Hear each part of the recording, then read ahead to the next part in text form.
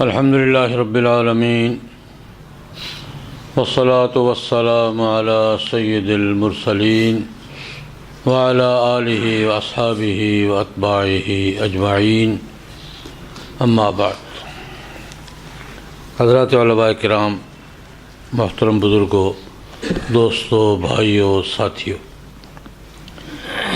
ہماری نشستوں کا عمومی عنوان تو احکام القرآن چلا رہا ہے، لیکن ربیع الاول کی 2 نشستیں ہم نے مختص کی تھیں کہ جناب نبی کریم صلی اللہ علیہ وسلم کی سیرت طیبہ کے 1-2 پہلوؤں پر کچھ گزارشات پیش کی جائیں گی۔ حضور کی سیرت طیبہ بھی احکام القرآن ہی ہے۔ حضور کی سیرت طیبہ جو ہے وہ بھی کیا ہے؟ احکام القرآن ہی ہے۔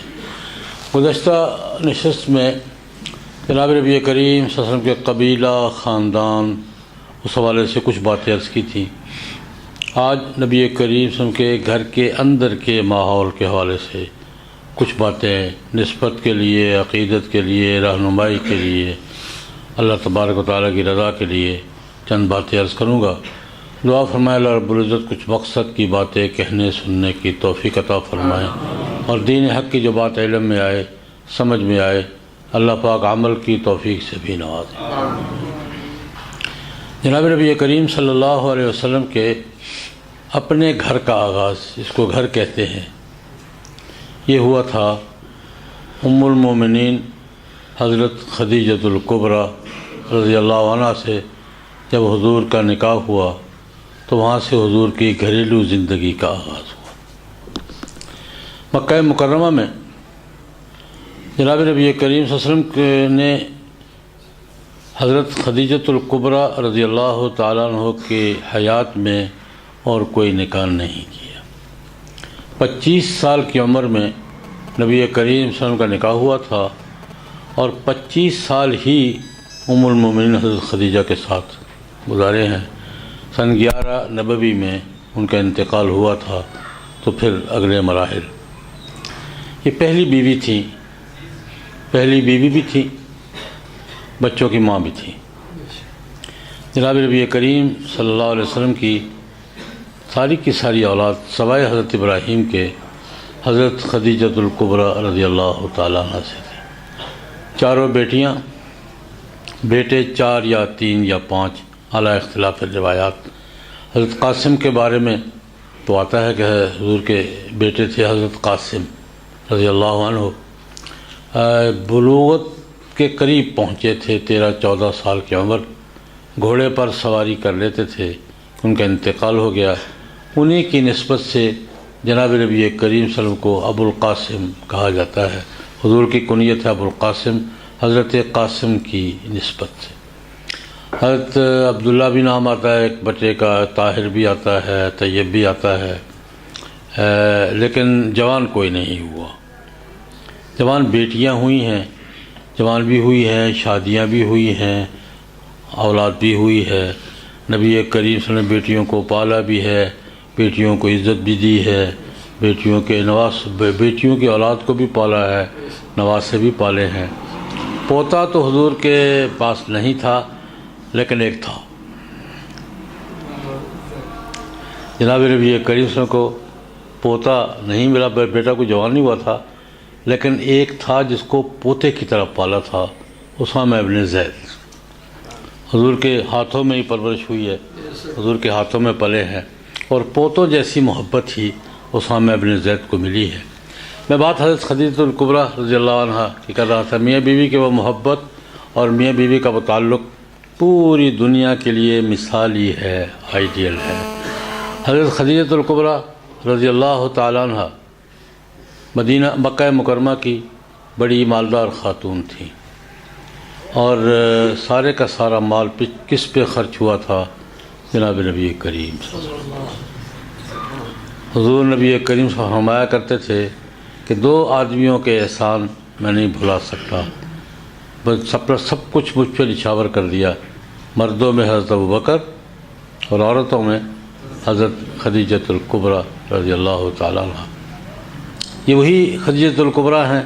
جب نبی کریم میاں بیوی کا تعلق کیا ہوتا ہے، اس اندازہ کیجئے کہ نبی کریم صلی اللہ علیہ وسلم جب غار حرا میں وحی آئی ہے اور وہ واقعہ جو زندگی میں پہلا اور انوکھا واقعہ تھا، حضور پر گھبراہٹ طاری ہوئی ہے، حضور کہتے فوزے تو رعب تو وہ جو بولے تو رعبن، مجھ پر اخاف علی نفسی، مجھے اپنے بارے میں ڈر لگنے لگا، تو اس وقت حضور کو سنبھالنے والی کون تھی؟ حضرت خدیجہ۔ تفصیلہ بیوی کا یہ کام ہوتا ہے، خاوند کی پریشانی میں اضافہ نہیں کرنا، خاوند کی پریشانی میں اس کے کام آنا ہے۔ یہ آئیڈیل بیوی کا یہی کام ہوتا ہے۔ خاوند پریشان ہے، مضطرب ہے، حضور کے الفاظ انی اخاف علی نفسی، مجھے اپنے اوپر ڈر لگنے لگا تھا غار حرا کا واقعہ دیکھ کر۔ اس وقت سنبھالا کس نے ہے، حوصلہ کس نے دیا ہے، صبر کس نے دلایا ہے، ساتھ کس نے دیا ہے؟ ام المومنین حضرت خدیجۃ الکبریٰ رضی اللہ تعالیٰ عنہ۔ اور جناب نبی کریم کو یہ یاد ہمیشہ یاد بھی رہی ہے۔ میں ایک بات کہہ کے آگے چلوں گا، اور ام المومنین خدیجۃ الکبریٰ ہی پر بات لمبی ہو جائے تو موضوع یہی نمٹ جائے گا۔ یہ مکے میں فوت ہو گئی تھی سن 11 نبوی میں۔ مدینہ جا کر حضور نے نکاح بھی کیے۔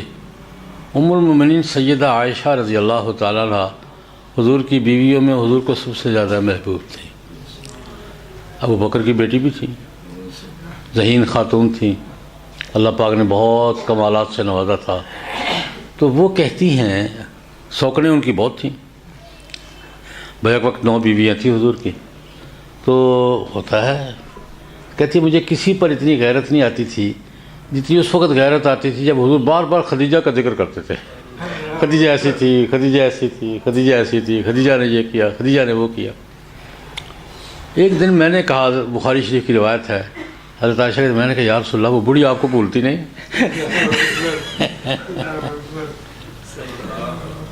وہ بڑھیا آپ کو بھولتی نہیں، ہر بات پہ خدیجہ ایسی تھی، خدیجہ ایسی تھی، خدیجہ ایسی تھی۔ آپ کو اللہ نے بہت اچھی بیویاں دے دی ہیں، اچھی بھی کوئی شک نہیں۔ تو وہ آپ جب کوئی خدیجہ کی سہیلی آتی ہے تو وہ خدیجہ کی سہیلی ہے، اس کو کھلاؤ پلاؤ، خدیجہ خدیجہ کرتے رہتے آپ، یہ آپ کو بھولتی نہیں ہے؟ تو جناب نبی کریم صلی اللہ علیہ وسلم نے ایک جملے میں بات کی، اللہ اکبر، عائشہ خدیجہ بھولنے والی چیز نہیں ہے، وہ میرے دکھ کے وقت کی ساتھی تھی۔ وہ کیا تھی؟ دکھ کے وقت کا ساتھی کبھی بولتا ہے؟ وہ تکلیفوں کا دور، وہ آزمائشوں کا دور، وہ طعن و تشنیع کا دور، اذیتوں کا دور، ہمیں وہ میری دکھ کی، اگلا جملہ تو نہیں کہا لیکن یہ کہا کہ وہ میرے دکھ کے وقت کی ساتھی تھی۔ 11 سال میرے ساتھ اس نے جو دکھ اور اذیتوں میں گزارے ہیں، اسی کو وہ کیسے بھول سکتی ہے؟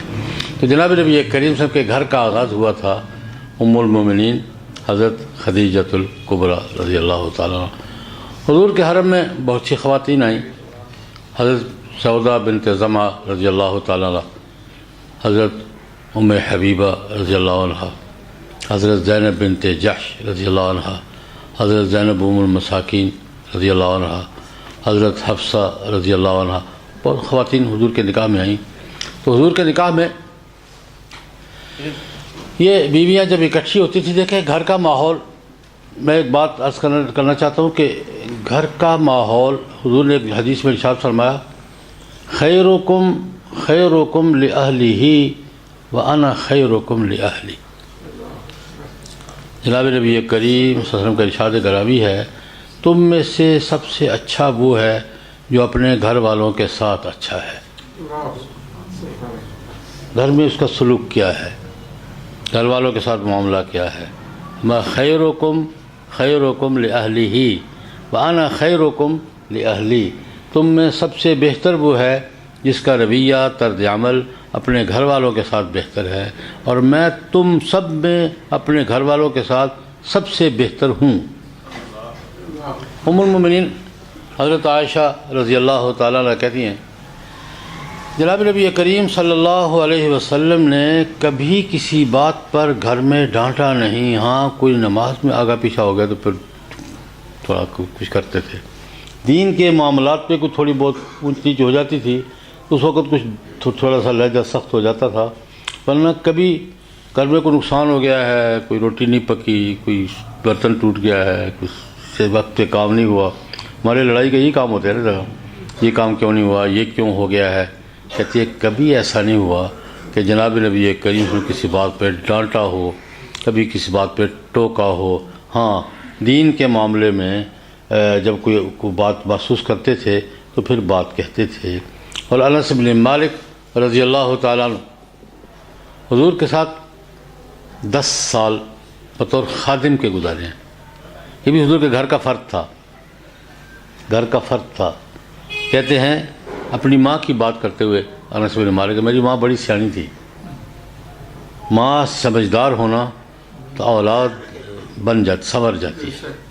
کہتے ہیں میری ماں بہت سمجھدار تھی. 2 واقعے بیان کرتے ہیں میری ماں کی سمجھداری. کہتے جب حضور ہجرت کر کے تشریف لائے تو میرے والد صاحب چلے گئے تھے ناراض ہو کے، تو میری والدہ تھی اور میں تھا.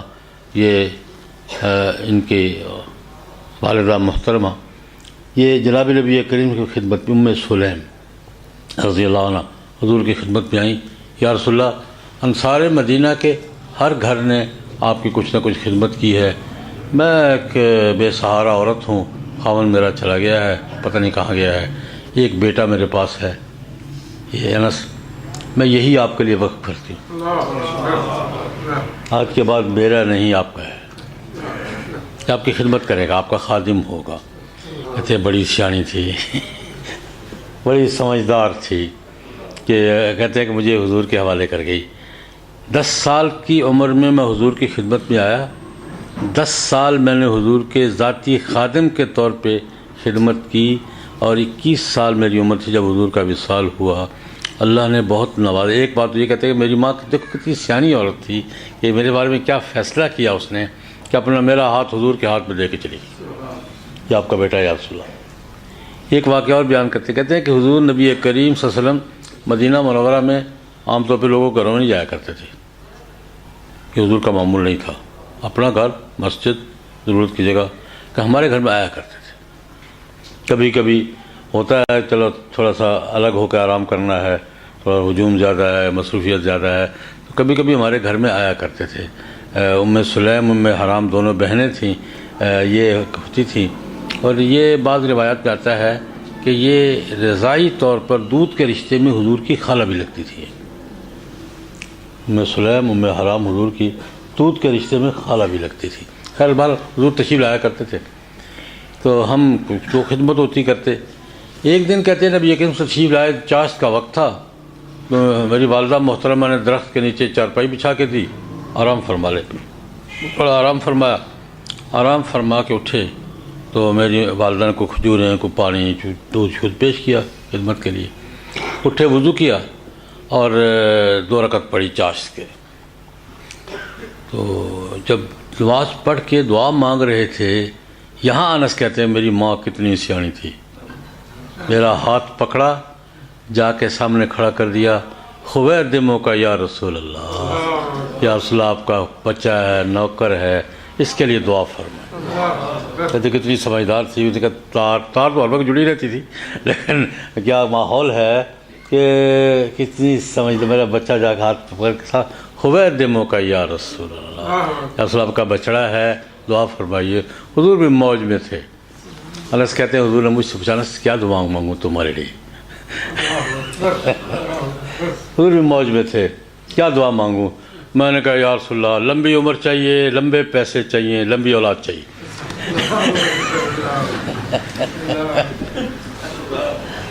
لمبی عمر چاہیے، بہت پیسے چاہیے اور بہت اولاد چاہیے. خود 100 سال سے زیادہ عمر پائیے، آخر عمر تک بالکل سیدھے تھے. فرماتے ہیں کہ اپنی اولاد کے بارے میں، اپنی زندگی میں بیٹے، بیٹیاں، پوتے، پوتیاں، نواسے، نواسیاں جو اپنے ہاتھ سے دفن کر چکا ہوں وہ 90 کے لگ بھگ ہے، اور 200 موجود تھے. 200 تقریباً حافظ ابن حجر اسقلانی کہتے ہیں 200 تقریباً موجود تھے، اور یہ خود کہتے ہیں کہ میں 90 کے قریب تو اپنے ہاتھ سے رخصت کر چکا ہوں۔ اللہ نے اتنی رونق لگائی، اتنا اچھا خاصا کوئی بات پوچھتا ہے، کوئی دوست مسئلہ پوچھتا ہے ختم قرآن پہ جلسہ کرنا کیسا ہے، تو میں کہا کرتا ہوں کہ انس بن مالک رضی اللہ عنہ کے بارے میں آتا ہے کہ اپنے ہر ختم قرآن پر خاندان والوں کی دعوت کرتے تھے، اور انس بن مالک کے خاندان کی دعوت ہمارے کسی بھی درمیانے جلسے سے بڑی ہوتی تھی۔ اپنے خاندان کو اکٹھا کر کے کہتے ہیں کہ خیر انس بن مالک کی بات کی، میں دوسری باتیں بھی کرنی ہے، یہ تو بڑا قصہ عجیب ہے۔ کہتے ہیں کہ عمر تو 100 سال سے زیادہ پائی ہے، اور اپنے مال کے بارے میں اندازے سے بھی نہیں بتا سکتا کہ میرے پاس کتنا مال ہے، گننا تو میں کیا کر سکتا ہوں، اندازے سے بھی نہیں بتا۔ حضور کی دعا کی برکت تھی۔ وہ انس بن مالک کہتے ہیں، جو بات میں کہنے لگا وہ اور ہے۔ انس بن مالک رضی اللہ تعالیٰ عنہ کہتے ہیں کہ جناب نبی کریم صلی اللہ علیہ وسلم نے کہتے 10 سال میں نے حضور کے ساتھ ذاتی خادم کے طور پہ گزارے ہیں، کبھی کسی بچے پر کبھی کسی عورت پر حضور نے ہاتھ نہیں اٹھایا۔ حضور کی گھر کی زندگی ہے، کبھی کسی بچے پر کبھی کسی خاتون پر حضور نے ہاتھ نہیں اٹھایا۔ تو میں تو خادم تھا نا، بڑے قصے بیان ایک بڑا دلچسپ قصہ بیان کرتے ہیں۔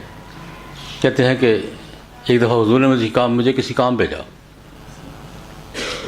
میں باہر گیا، بچے کھیل رہے تھے، کھیلنا شروع کرتے، بھول ہی گیا کہ مجھے کسی کام بھیجے۔ بچہ تھا وہ 10-12 سال کا لڑکا، میرے ہمجولی گلیے میں کھیل رہے تھے، میں بھی کھیلنے میں لگ گیا، مجھے بھول ہی گیا کہ رسول اللہ نے مجھے کسی کام بھیجا ہوا ہے۔ کافی دیر گزر گئی، نبی کریم صلی اللہ علیہ وسلم انتظار کرتے کرتے کرتے کرتے انس کو کام بھیجا ہوا ہے، ابر کدھر گیا؟ باہر آیا تو انس کھیل رہا ہے۔ اوہو مجھے یا رسول اللہ، یہ مجھے کام بھیجا تھا، میں یہاں کھیل رہا ہوں۔ حضور تشریف لائے، یوں میرے سر پہ ہاتھ رکھا، یوں کان پکڑ کے تھوڑا سا، انس تجھے کسی کام بھیجا تھا؟ سر جاتا ہوں، ابھی جاتا ہوں۔ میں بھاگا وہاں سے۔ کہتے بس یہ ہر حضور کا گھر میں معمول یہ تھا کہ انس کہتے ہیں کبھی کسی بچے پر کبھی کسی عورت پر حضور نے ہاتھ نہیں اٹھایا۔ ام المومنین حضرت عائشہ رضی اللہ تعالیٰ عنہ فرماتی ہیں کہ کبھی کسی بات پر گھر میں، ہاں دینی معاملات میں کوئی ہوئی ہے بات۔ ایک دفعہ ایسا ہوا، بخاری کی روایت ہے کہ حضور یہ رمضان کی راتیں تھیں، تو حضور اٹھے، میں حجرے والیاں سوئی پڑیں، نہیں اٹھاتا، وہ اٹھو نماز پڑھو چل کے، یہ بھی نماز پڑھیں۔ یہ لہجہ ہوتا تھا۔ کہتے ہیں کہ دینی معاملات پہ تو ٹوک ووک کرتے تھے، لیکن دنیاوی معاملات میں کبھی نقصان ہو گیا، کبھی یہ نہیں ہوا، کبھی حضور نے سختی نہیں فرمائی۔ یہ حضور نبی کریم کا گھر کا ماحول۔ جناب نبی کریم صلی اللہ علیہ وسلم ازواج مطہرات کی بات، حضور بیوی کو بیوی سمجھتے تھے، احترام محبت بھی دیتے تھے، احترام بھی دیتے تھے۔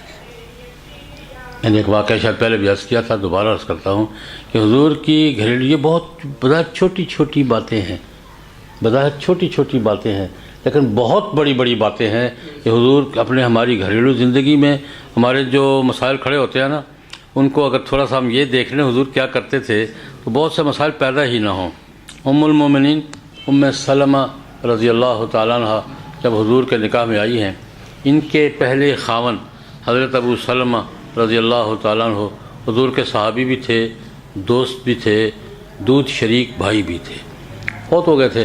تو ام سلمہ حضور کے نکاح میں آئیں، تو یہ ایک فقہ کا ضابطہ ہے کہ جو نئی بیوی عورت سے شادی کرو نا، تو اگر وہ کنواری لڑکی ہے تو پھر 7 دن اس کے لیے مخصوص ہیں، وہ تقسیم میں نہیں ہوں گے، اور اگر مطلقہ یا بیوہ ہے تو 3 دن، یہ قانون ہے۔ تو 3 دن جب گزرے تو حضور نے ایک جملہ فرمایا، ام سلمہ ان شئت سبعت لک فلیس بک علی اہلک ہوان، لیس بک علی اہلک ہوان، اللہ اکبر کبیرہ۔ میں اگر تم چاہو نا تو میں 7 دن تمہارے ساتھ گزار سکتا ہوں، ایسا نہ ہو کہ یہ 3 دن کے فرق سے تمہاری اپنے خاندان میں ہتک ہو جائے، یا تمہاری وجہ سے تمہارے خاندان پر کوئی یار اس خاندان کے اتنا لحاظ بھی نہیں کیا۔ یہ معاشرتی معاملہ، یہ معاشرتی معاملہ، یہ اونچ نیچ ہوتی رہتی ہے، اس کو زیادہ اہمیت دی ہے، اس کو کم اہمیت ہوتا ہے خاندانوں میں کہ نہیں، پر سکونوں میں ٹھیک ٹھاک ہوتا ہے۔ تو تو حضور نے عجیب جملہ فرمایا، ان شئت سبعت لک، اگر کہو تو میں 7 دن پورے تمہیں دے سکتا ہوں، لیسا بک علی اہلک ہوان، تیری وجہ سے تیرے خاندان کی کہیں حد تک نہ ہو جائے، سبکی نہ ہو جائے تیرے خاندان کی۔ گویا یہاں سے میں یاد کیا کرتا ہوں کہ صرف بیوی کی عزت نہیں، بیوی کے خاندان کی عزت کا احترام بھی حضور کی سنت ہے۔ صرف بیوی کا احترام نہیں، بیوی کے خاندان کا احترام بھی، اس کی عزت کا خیال کرنا بھی، تیری وجہ سے تیرے خاندان کی کہیں بے عزتی نہ ہو جائے، حد تک نہ ہو جائے، توہین نہ ہو جائے۔ اس لیے انہوں نے کہا نہیں یا رسول اللہ کوئی بات نہیں، ٹھیک ہے جو ہو گیا۔ لیکن یہ حضور کے جملے سے آپ اندازہ کیجئے کہ بیوی نہیں، بیوی کے خاندان کی عزت، اس کے وقار کا لحاظ بھی جناب نبی کریم صلی اللہ علیہ وسلم نے کیا کہ تیرے خاندان کی حد تک نہ ہو جائے، یہ حضور کا احساس یہ تھا۔ ازواج مطہرات میں جناب نبی کریم صلی اللہ علیہ وسلم دیکھیں، جہاں بیویاں ہوں گی 4-5، حضور کی تو 9 تھی، 4 سے ویسے زیادہ جائز نہیں ہے، یہ حضور کی خصوصیت تھی، یہ 9 سے زیادہ اس کے بعد جائز نہیں، لیکن 9 طلاق نہیں دے سکتے آپ، رکھیں گے، یہ مستقل مسئلہ ہے۔ تو آپس میں نوک جھونک بھی ہوتی تھی، بڑے دلچسپ واقعات حدیث پہ آتے ہیں۔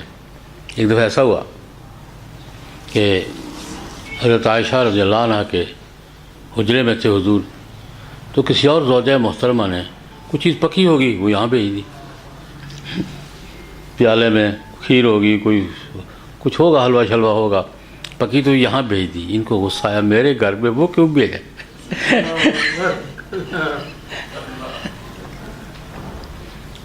میرے گھر میں اور یہ کیوں پکا کے بھیج دی؟ ہوتا ہے، انسان ہے۔ تو غصے سے ہاتھ مارا، پھینک دیا، پیالہ توڑ دیا۔ بخاری شریف کی روایت ہے، وہ غصے میں ہاتھ مارا، وہ کیوں بھیج دیا میرے گھر میں؟ وہ گر گیا، ٹوٹ گیا تو حضور نے خادم کو روک لیا، واپس جا کے رپورٹ لے دے کہیں، کہہ جا بھائی کہیں واپس آ کے رپورٹ لے دے، رپورٹ دے کر مسئلہ گڑبڑ ہو جائے گا، کہہ جا۔ حضور بیٹھے، گھر کا پیالہ اندر سے لیا، وہ سارا سنبھالا، ٹوٹا ہوا پیالے تو ایک جیسے لے کے دیتے تھے نا، ٹوٹا ہوا پیالہ ان کے حوالے کیا، ان کا صحیح پیالہ اس کو جا کے یہ لے جاؤ واپس۔ یہ چھوٹی چھوٹی باتیں ہیں، لیکن جناب نبی کریم صاحب ان ساری باتوں کا کیا کرتے تھے؟ لحاظ کر، دل لگی بھی ہوتی تھی آپس میں، دل لگی بھی ہوتی تھی، ہنسی مذاق بھی کرتے تھے، ازواج بھی آپس میں کرتی تھی، حضور بھی کرتے تھے، دل لگی ہوتی تھی آپس میں۔ ایک دفعہ ایسا ہوا، بخاری شریف کی روایت ہے کہ بڑا دلچسپ واقعہ ہے، حضور بیمار تھے، یہ آخری بیماری کی بات ہے، وفات سے کچھ چند دن پہلے۔ گھر والوں نے مشورہ کیا کہ حضور کو نیم بے ہوشی تھی، تقریباً دیکھ رہے تھے، سمجھ رہے تھے کہ نیم بے ہوشی کی کیفیت ہوتی ہے، آدمی دیکھ رہا ہوتا ہے، سمجھ رہا ہوتا ہے کوئی کچھ کر نہیں سکتا، یہ کیفیت تھی حضور کی۔ تو گھر والوں نے مشورہ کی دوائی پلانی ہے، تو حضور نے اشارہ کیا نہیں پلانی، میں نہیں پیوں گا۔ تو گھر والوں نے کہا مریض تو کہتا ہے یہ نہیں پیوں گا، مریض تو کہا کہ نہیں پیوں گا، حضور نے اشارہ کیا کہ نہیں۔ تو انہوں نے آپس میں مشورہ کیا کہ نہیں، پکڑا، جکڑ کے زبردستی پلا دی۔ مریض نے تو کہنا میں نہیں پینی، پلا دی۔ چچا جان حضرت عباس بھی تھے، تو ان بھی ازواج مطہرات 5-7 جتنی بھی تھی، پکڑا، جکڑ کے پلا دی۔ حضور فاقے میں ہوئے، میں نے تمہیں منع کیا تھا نہیں پلانی، کیوں پلائیے؟ یا رسول اللہ مریض تو منع کرتا ہی ہے، مریض تو منع کرتا ہی ہے۔ نہیں، میں نے تمہیں منع کیا تھا، کیوں پلائیے؟ ہمارا سب اب باری باری ایک دوسرے کو جکڑو اور پلاؤ۔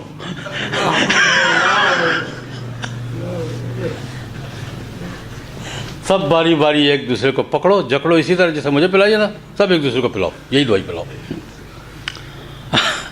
اب حضرت عباس کھڑے تھے، چاچا جی نہیں تھے، ان کو نہ پلانا، اور روایت میں تھا کہ کہا چاچا جی نہیں تھا کہ پلا دو، کوئی بات نہیں، پلا دو۔ اب سب ایک دوسرے کو جکڑ رہی ہیں، دوائی پلا رہی ہیں، اور تم سلمہ رضی اللہ عنہ کہتی ہے میرا روزہ ہے، کوئی روزہ نہیں، پلاؤ اس کو۔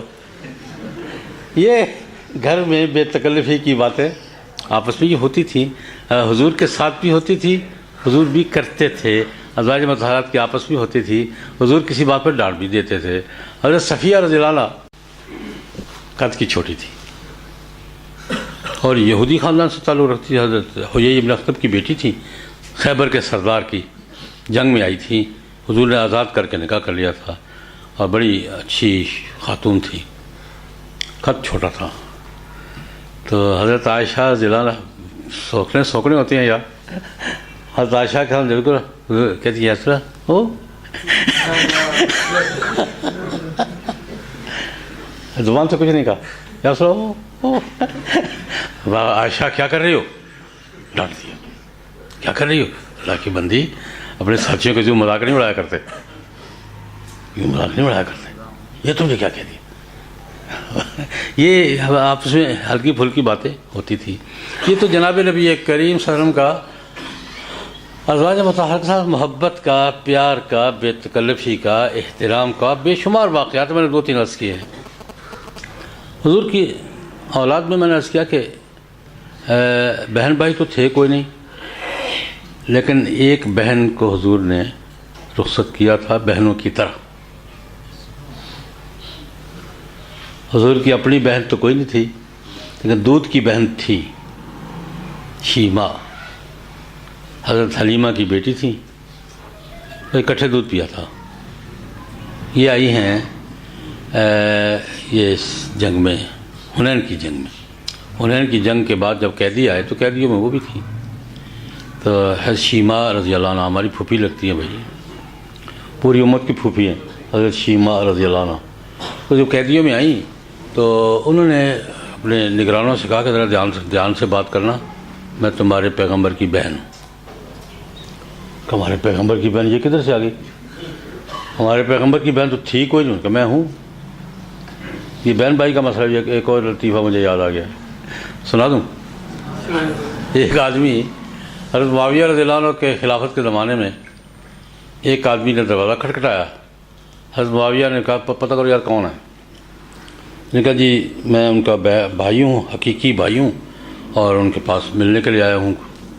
کہ میرا بھائی تو ایک ہی تب فوت ہو گیا، یزید میرے بھائی تھے، ان کے بڑے بھائی جن کی جگہ یہ گورنر بنے تھے۔ بولا تو کوئی بھائی نہیں ہے۔ اس نے کہا جناب میں ماں باپ دونوں کی طرف سے بھائی ہوں، حقیقی بھائی ہوں، ماں کی طرف سے بھی۔ کہ میرا بھائی کدھر سے آ گیا یار، بلاؤ اس کو، یہ کدھر سے آ گیا ماں باپ کا بھائی۔ ہاں بھائی میں پہچانا نہیں ہے، میں آپ کا بھائی ہوں۔ کیسے؟ آدم علیہ السلام کو اور حوا علیہ السلام کو۔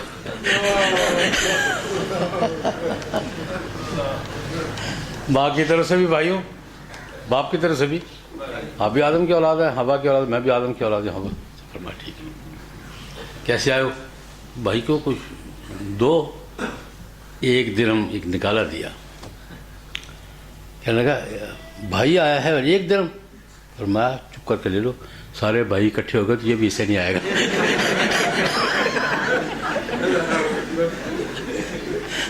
سارے بھائی اکٹھے ہو گئے نا تو یہ بھی حصے میں نہیں آئے گا، چپ کر کے لے کے کس کو یاد ہے۔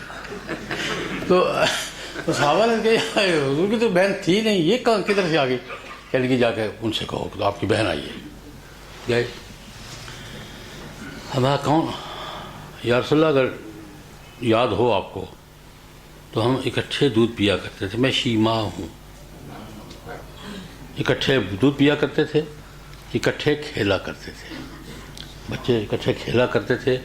اور اگر اب کوئی یاد نہ آ رہا ہو تو ایک دفعہ آپ نے کھیلتے کھیلتے میرے کندھے پر دانت چک مار دیا تھا، دانت گاڑ دیے تھے اور اچھا خاصا چک مارا تھا، وہ نشان اب تک ہے، اجازت ہو دکھاؤں؟ ہاں یاد آ گیا، یاد آ گیا، یاد آ گیا۔ جب یہ پہچان ہو گئی کہ شیما ہے، حضرت حلیمہ کی بیٹی ہے، حضور کی دودھ کی شریک بہن ہے، تو پھر منظر ہی بدل گیا۔ حضور نے جو بات پیاس کرنے لگا ہوں یہ ہے گھر کا ماحول۔ حضور نے بہن تو میری بہن ہو، بھائی کے گھر جانا چاہو تو بھائی کا گھر حاضر ہے، بہنوں کی طرح رکھوں گا۔ فیصلہ تم نے کرنا ہے. بھائی کے گھر جانا ہے تو بھائی کا گھر حاضر ہے، میرے ساتھ چلو مدینہ منورہ، بھائیوں کی طرح رہو گے. اور اگر اپنے گھر جانا ہے تب بتاؤ. انہوں نے کہا نہیں، بہنیں اپنے گھر میں اچھی لگتی ہیں، میں اپنے گھر جاؤں گی. حضور نے 2 اونٹ سامان کے تیار کروائے، ایک گارڈ پوری مہیا کی، پروٹوکول کی، حفاظت کی، اور ایک گارڈ متعین کی. ان کہا کہ میری بہن کو عزت اور احترام کے ساتھ اس کے گھر پہنچا کر آ کر مجھے رپورٹ کرو. انہوں نے بتایا کہ بہنوں کو کیسے رخصت کیا جاتا ہے. ایسے بھی کہتے ہیں بہن خالی آتی جایا کرتی ہے، بہن بھائی کے گھر سے، حضور کی سنت بھی ہے. میں 2 اونٹ سامان کے تیار کیے، کھجوریں، کپڑے، جو بھی اس زمانے میں ہوتا تھا ساتھ کیے، ایک گارڈ مہیا کی پورے پروٹوکول کے ساتھ. میں میری بہن کو میرے گھر پہنچا کر آیا. حضور نے بتایا بہنوں کے ساتھ معاملہ کیا ہوتا ہے. بیٹیاں، اللہ اکبر کبیر، بیٹا تو جوان نہیں ہوا. میں نے کہا متبنہ کا بیٹا جوان ہوا تھا، پالا، اور اس کی، لیکن بیٹیاں حضور نے کیسے پالی. اللہ، میں یہ کاش کرتے اللہ کی حکمت ہے، تکوینی حکمت ہے. جس معاشرے میں بیٹی کو آر سمجھا جاتا تھا، حضور نے 4 بیٹیاں پال کے بیاہ کے دکھائیں کہ بیٹی کسے کہتے ہیں. اس معاشرے میں قرآن پاک کہتا ہے معاشرے کی عمومی کیفیت یہ تھی، اذا بشر احدهم بالانثى ظل وجهه مسودا وهو كظيم يتوارى من القوم من سوء ما بشر به ايمسكه على هون ام يدسه في التراب. کسی کو بیٹی کی ولادت کی خبر دی جاتی تھی، اس کا چہرہ شرم کے مارے سیاہ ہو جاتا تھا، لوگوں سے چھپتا پھرتا تھا، کوئی مجھے بیٹی کا باپ نہ کہہ دے. اور اس کو فیصلہ کرنا مشکل ہو جاتا تھا کہ ایمسکہ علی ہون ام یدسہ فی التراب، ذلت کے ساتھ اس کو برداشت کرے یا عزت کے ساتھ اس کو دفن کر دے. ایمسکہ علی ہون ام یدسہ فی التراب. ہون، اس ذلت کے ساتھ، ساری زندگی ذلتا نہیں مرے گا، بیٹی کا باپ ہے، بیٹی کا باپ ہے. ذلت کے ساتھ اس کو برداشت کرے یا عزت کے ساتھ اس کو کیا کر دے، رخصت کر دے. جس معاشرے میں یہ کیفیت تھی، اللہ اکبر کبیرہ، زیادہ بات تفصیل میں چلی جائے گی. اس معاشرے میں جناب نبی کریم صلی اللہ علیہ وسلم نے 4 بیٹیاں پالی، پرورش کی، عزت دی، احترام دیا، شادیاں کی، ان کی اولاد کو سینے سے لگایا. اور حضور نے بتایا کہ بیٹی کیا ہوتی ہے اور بیٹی کی اولاد کیا ہوتی ہے. حضرت زینب بڑی بیٹی تھیں. میں صرف ایک سب سے بڑی، ایک سب سے چھوٹی کا ایک قصہ سناؤں گا. حضرت زینب رضی اللہ عنہ، ان کے خاوند ابو العاص خالزاد تھے، حضرت خدیجہ کے بھانجے تھے. دونوں کی شادی اس زمانے میں خالزاد کے طور پہ ہوئی تھی، اور بڑے شریف آدمی تھے، بڑے بہادر آدمی تھے. بدر کے قیدیوں میں تھے، بدر کے قیدیوں میں تھے. یہ ابھی بیوی تھیں اور مکہ مکرمہ میں تھی. وہ قیدیوں میں آ گئے. فدیے کے لیے پیسے نہیں تھے. بیوی کو پتہ چلا کہ میرا خاوند گرفتار ہے اور فدیے اس کے پاس کچھ بھی نہیں ہے، فدیہ کہاں سے دے گا. تو اپنا ہار اتارا اور ایک آدمی کو کہا خدا کے لیے جتنی جلدی ہو سکو ابو العاص کو پہنچاؤ. کچھ زیور کا حال تھا، سونے کا تھا یا چاندی کا تھا، کس کا، اس کو جتنی جلدی ہو سکے ابو العاص کو پہنچاؤ. وہ بدر میں جہاں قیدیوں کے فیصلے ہو رہے تھے، وہ جا کر چپکے سے ابو العاص کو دے دیا کہ آپ کی اہلیہ کہتی ہے یہ ہار دے کر فدیے میں جان چھڑا لو. اب باقیوں نے اپنے اپنے فدیے دیے تو ابو العاص نے وہ ہار پیش کیا. ہار دیکھا تو حضور کی آنکھوں میں آنسو آ گئے. یہ ہار تھا حضرت خدیجہ کا، جو شادی کے وقت بیٹی کو دیا. مائیں کرتی ہیں، مائیں بہت کچھ کرتی ہیں. ماں تو ماں ہے، ماں بیٹی پیدا ہوتی ہے تو ماں شروع ہو جاتی ہے. کیا جی، بیٹی پیدا ہوتی ہے تو ماں اس کے بعد اس کی شادی تک کوئی نہ کوئی چیز سنبھالتی ہی رہتی ہے. یہ بھی رکھ دو، یہ بھی رکھ دو، یہ بھی رکھ دو، اس کے کام آئے گا، اس کے کام آئے گا. خیر، تو ہار دیکھا حضور نے، حضور کی آنکھوں میں آنسو آ گئے. حضرت خدیجہ یاد آ گئی. حضور ایسی بات کیا نہیں کرتے تھے لیکن کی. صحابہ سے کہا یاد رکھ دیکھو بات سنو، یہ زینب کے پاس اس کی اماں کی نشانی ہے خدیجہ کی، اجازت ہو تو یہ واپس کر دو. کیا صورت میں کوئی اعتراض نہیں ہے. باہر واپس کیا، فدیہ نہیں آیا، فدیہ کے واپس کیا. یہی ابوالعاص ایک دفعہ گرفتار ہو کر مدینہ آ گئے. یہ تو بدر کے قیدی تھے نا بعد میں.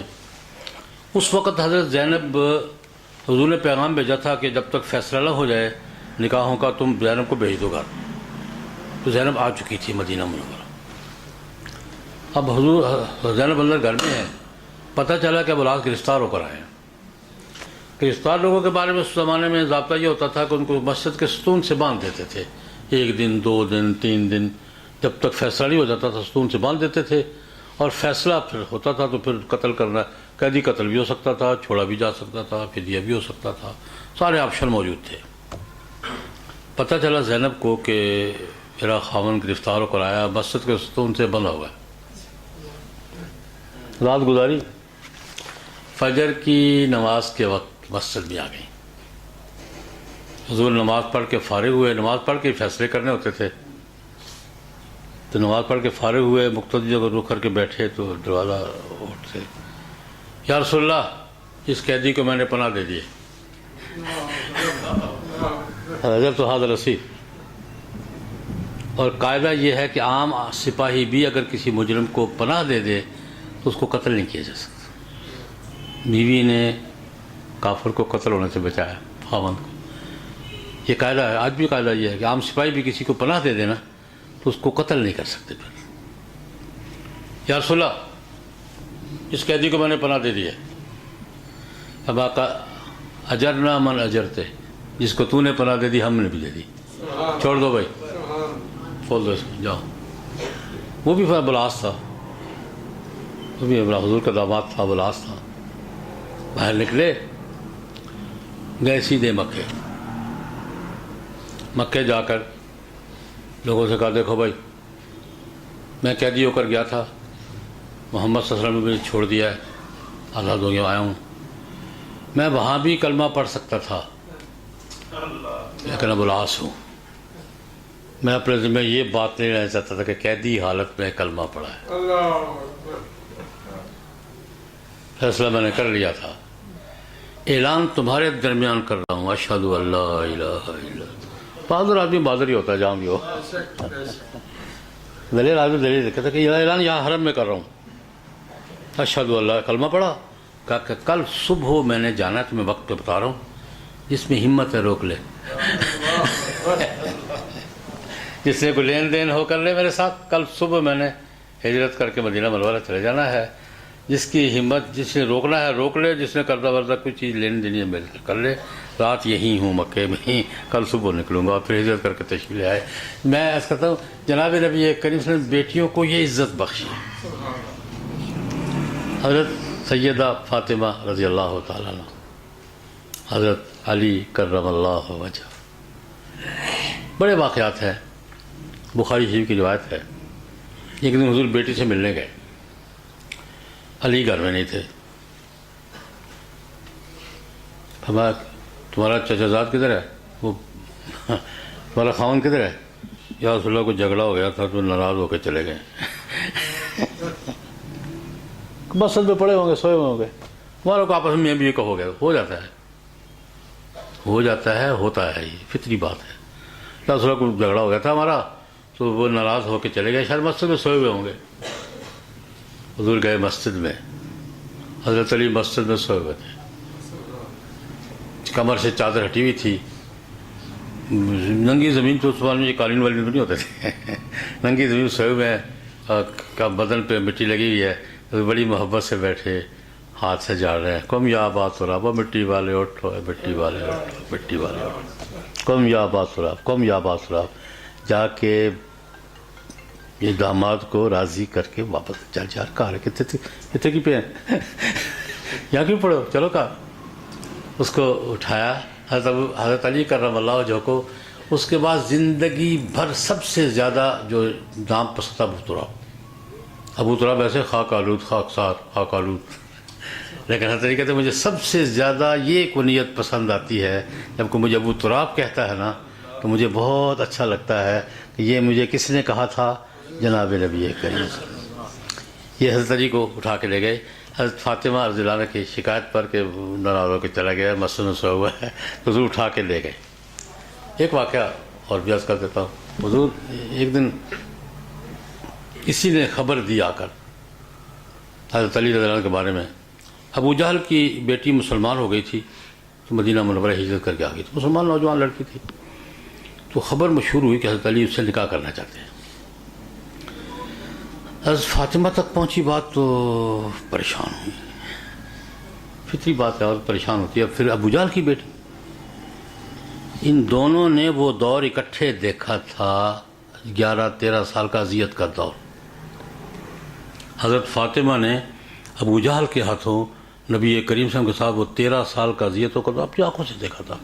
وہ اوجڑی جو حضور پہ ڈالی تھی فاطمہ نے آ کے ہٹائی تھی، تو اوجڑی ڈالی وہ آنکھوں سے دیکھا تھا، تو یہ خیال ہوا کہ میرا گزارا نہیں ہوگا، ابو جہل کی بیٹی کے ساتھ میرا گزارا نہیں ہوگا، پچھلی باتیں یاد آئیں گی خواہ آپس میں۔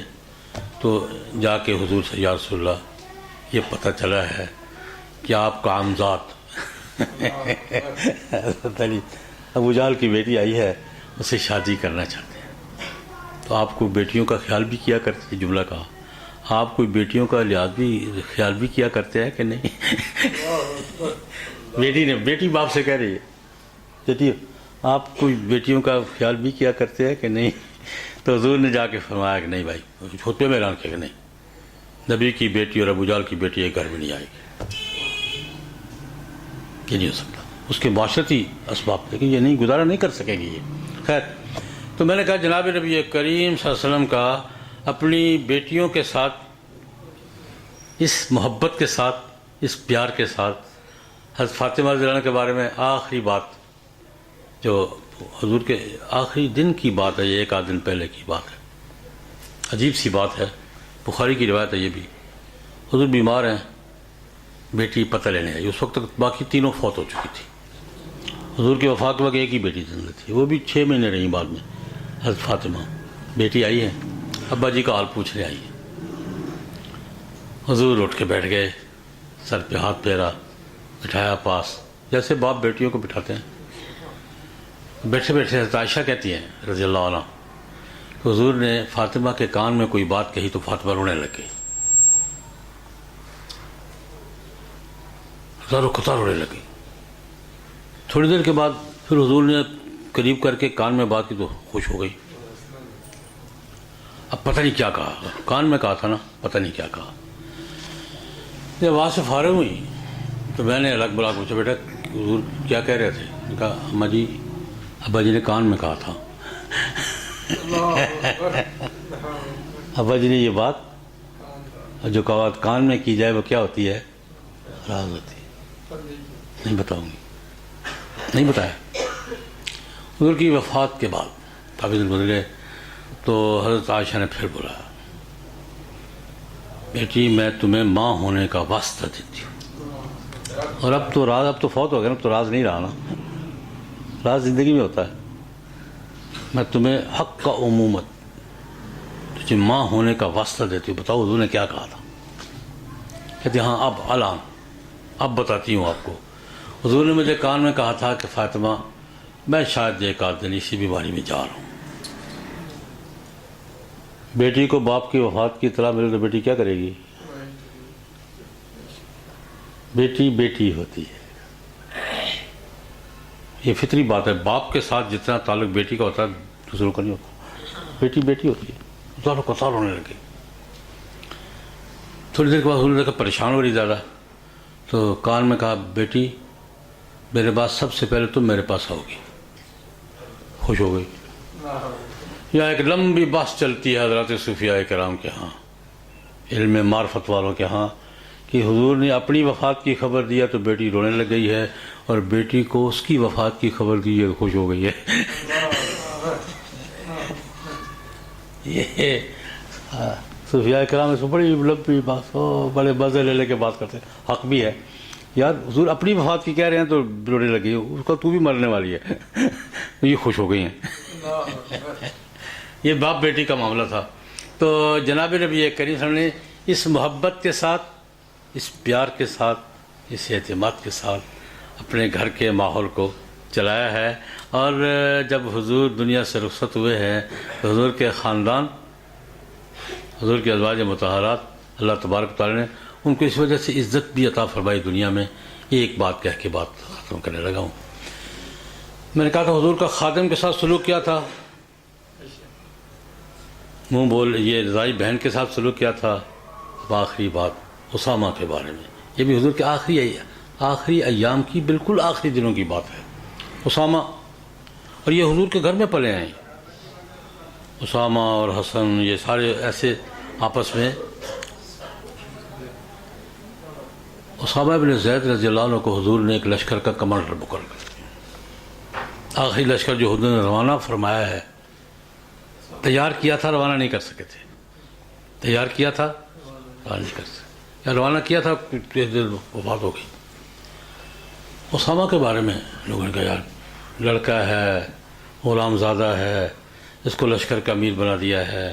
لشکر میں حضرت ابوبکر بھی ہے، حضرت عمر بھی ہیں، بڑے بڑے اکابر صاحب ہیں. ایک لونڈے کو، لڑکے کو، غلام کے بیٹے کو حضور نے امیر بنا دیا. لوگوں میں چیل میں گوئیاں ہوئی. حضور نے خطبہ ارشاد تھا مسجد نبوی میں، تم اسامہ پر اعتراض کرتے ہو؟ ڈانٹا. اسامہ پر اعتراض کر رہے ہو؟ تم نے اس کے باپ کو جب میں نے امیر بنایا تھا نا، کون سی جنگ میں؟ موتا کی جنگ میں. تم نے اس وقت بھی کچھ باتیں کی تھی. خدا کی قسم یہ بھی عمارت کا اہل ہے، اس کا باپ بھی عمارت کا اہل تھا. انہ لخلیق بالعمارہ، یہ بھی خلافت عمارت کا کیا ہے؟ اہل ہے. اس کا باپ بھی. حضور نے ڈانٹ دیا. اور ایک یعنی متبنہ کو یا خادم کے بیٹے کو یا غلام کے بیٹے کو حضور نے یہ عزت عطا فرمائی. یہ حضور کا طرز عمل تھا اپنے خاندان کے بارے میں، خواتین کے بارے میں، بچوں کے بارے میں، اپنے ماحول کے بارے میں. اور حضرات حسنین کریمین کے بارے میں تو وہ آپ چونکہ سنتے ہی رہتے ہیں، اس لیے وہ میں نے عملاً ذکر نہیں کیا. وہ تو ہر مسلمان کو معلوم ہے کہ حضور کو سب سے زیادہ محبت کن سے تھی؟ حضرت حسنین کریمین رضی اللہ عنہما. میں نے باقیوں کا ذکر کیا ہے کہ حضور کا گھر کے ماحول کے ساتھ یہ حضور کا رویہ تھا، یہ طرز عمل تھا، اور یہ حضور کی گھر کی زندگی تھی. اللہ تبارک و تعالی ہم سب کو حضور کے نقش قدم پر چلنے کی توفیق عطا فرمائے. اللہم صلی علی سیدنا. الحمدللہ رب العالمین، والصلاة والسلام علی سید المرسلین وعلی آلہ واصحابہ واتباعہ اجمعین. مولا کریم جناب نبی کریم صلی اللہ علیہ وسلم کا، حضور کے خاندان کا، حضور کے گھر کا، اہل بیت کا تذکرہ قبول فرما. ہمیں برکت کے نقش قدم پر چلنے کی توفیق عطا فرما. ربنا آتنا فی الدنیا حسنۃ وفی الآخرۃ حسنۃ وقنا عذاب النار. ربنا تقبل منا انک انت السمیع العلیم وتب علینا انک انت التواب الرحیم. وصلی اللہ تعالی علی خیر خلقہ محمد وآلہ واصحابہ واتباعہ اجمعین برحمتک.